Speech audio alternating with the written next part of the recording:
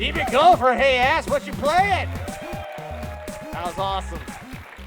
That was good. Has anybody here not seen Indiana Jones and the Kingdom of the Crystal Skull? Okay, in case you haven't seen it, you can just crap on your kitchen floor and watch that for 2 hours. Just make sure you have a guy behind you going, "What? No way." And you pretty much have the entire movie. Ladies and gentlemen, I'm excited to bring your next filmmakers to the stage. You might know them as Rocco, Sean, and Derek from Mega 64!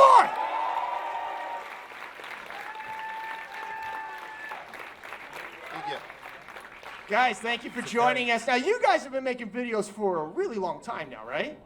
Yeah, almost 10 years. Almost.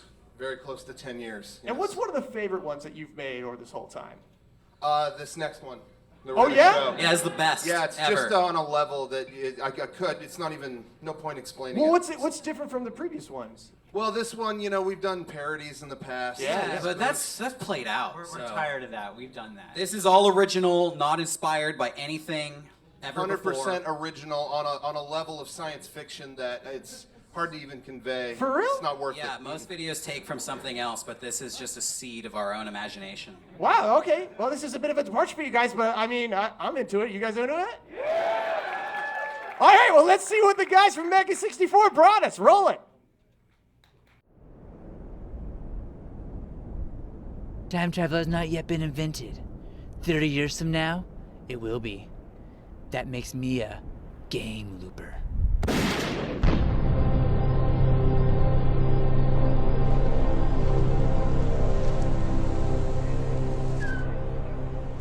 I hear it's nearly impossible to trade in games in the future, console lockouts and whatnot.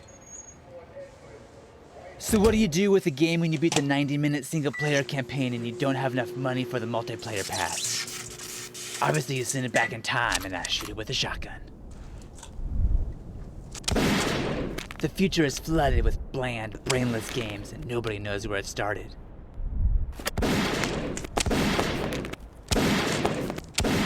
It's a good paying job, but one day I got thrown for a fucking loop.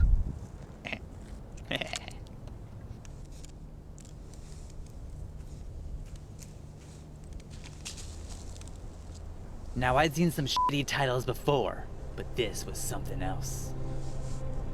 This game is available in 2012. Why would somebody send this back from the future?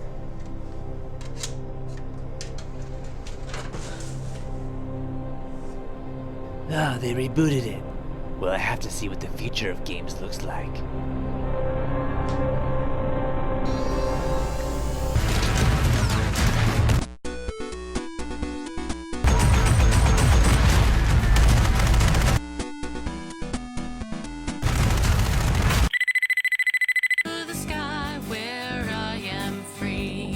Nothing but ads and pre-rolls. Games from the future are worse than I could have ever imagined. And then it hit me. The title, Warfighter. This was it. This is when games just stopped trying. Warfighter, the most unoriginal game ever made. It's literally called Warfighter. I knew then what I had to do. After searching 2 other homes, I found the house of the developer. Time to save the future.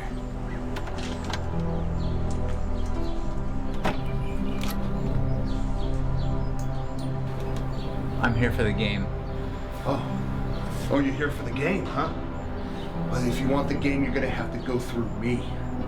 I'm taking it to the developer right now. I'm the game's mother, or father, or whatever's most important. And then I saw it. An executive killed, a game still released. People like me buying it over and over. Cause you can shoot guns in the desert, and I can't get enough of that shit. We made these stupid games successful. It was us who ruined the games of the future with our poor taste. That was the future. And so I changed it.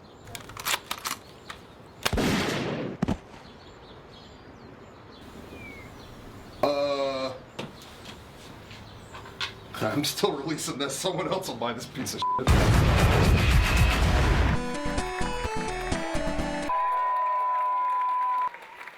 right, give it up for Mega 64.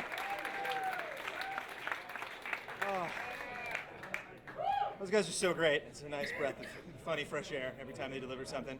I want to introduce our next video. It's internal. A lot of the stuff that you've seen tonight is done by third parties, people that do not work in our office, but are kind enough to give us a lot of the awesome stuff that they do so we can share it with our community. Our next presenter works in-house. He's a member of our editorial staff, and in my opinion, he's produced probably the best thing that we've done since GameTrailers has been around for 10 years. The creator of Pop Fiction, Mr. Mike Damiani.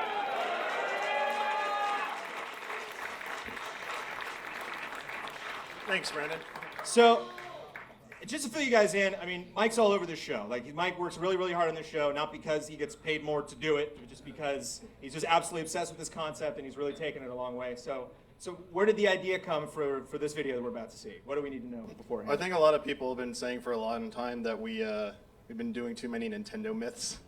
But they're so good. Yeah, Nintendo does some of the best myths, I think, and a lot of the myths come from the old Nintendo games, but a lot of people have been complaining that we needed to do games from different systems, so we found some from the PlayStation 2 era, actually. It's actually difficult to find myths that are more modern, especially in this day and age of the internet, so hopefully you like this one. It's a PS2 game. I think you all will know what it is pretty quickly, so. And hopefully you don't know the myth. I didn't know about this, and I got a big kick out of it, so thanks so much, Mike. Ladies and gentlemen, Pop Fiction.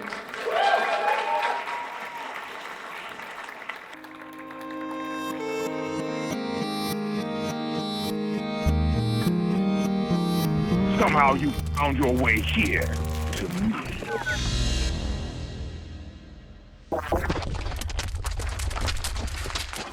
Ah, Kratos. And not a moment too soon.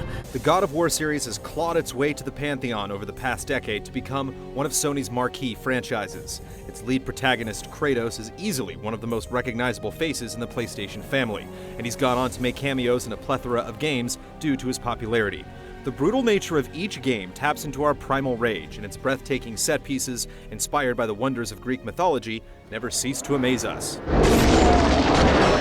Kratos, before you reach Athens, there is a task you must complete. In the original game, Kratos is ordained by the ancient gods of Olympus to put a stop to Ares' merciless conquest. By faithfully completing the task ahead of him, Kratos hoped to purge the horrifying memory of slaying his own wife and daughter and find peace of mind. The ghost of Sparta destroyed everything and everyone in his path without hesitation or remorse, leaving an endless trail of blood and chaos in his wake. Though it appeared that nothing could stand against the might of Kratos, it's the subject of obliterating a certain pair of seemingly indestructible statues that piqued our interest. Apparently near the end of the game, if Kratos destroys 2 statues before finishing the game, a cryptic message appears. What's even better is that the message supposedly is a phone number that contains a pre-recorded message congratulating anyone clever enough to solve the mystery.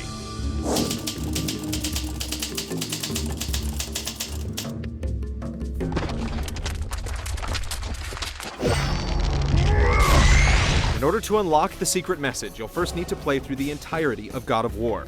Once you've slain Ares in the final battle, Athena will bring you to Mount Olympus to ascend to your new throne. Before doing so, you'll need to approach the 2 statues at the base of the stairs and attack them until they crumble. If you successfully destroy both statues, a message will flash on the screen containing a random bunch of numbers. Once the numbers are deciphered, they should create a phone number. If you call that number, you'll be greeted by the voice of Kratos. Sign it. Save me.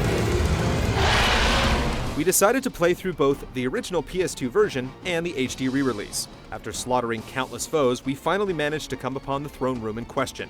There stood 2 giant statues at the base of the stairs as promised, and after hacking and slashing at them for a few minutes, they both crumbled at our feet. A black screen appeared with a bunch of numbers, which was then followed by another screen that said we'd uncovered a secret message. However, the message implied there was more to the mystery.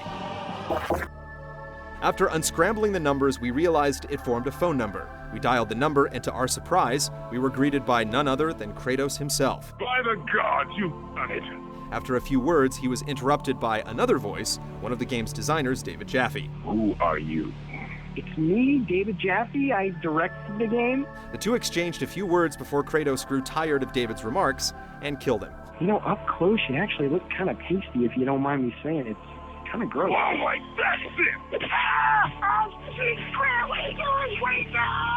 Additionally, if you manage to destroy the statues on God mode, you get an entirely different number, which leads to a monologue from Kratos when dialed. I have never seen such skill and strength as yours. During our research, it became clear that many others had already figured this mystery out, so we wanted to go straight to the source to see what the real story was behind this elaborate setup. We were lucky enough to have David Jaffe stop by the offices here at GT, where he dished out the unabridged truth.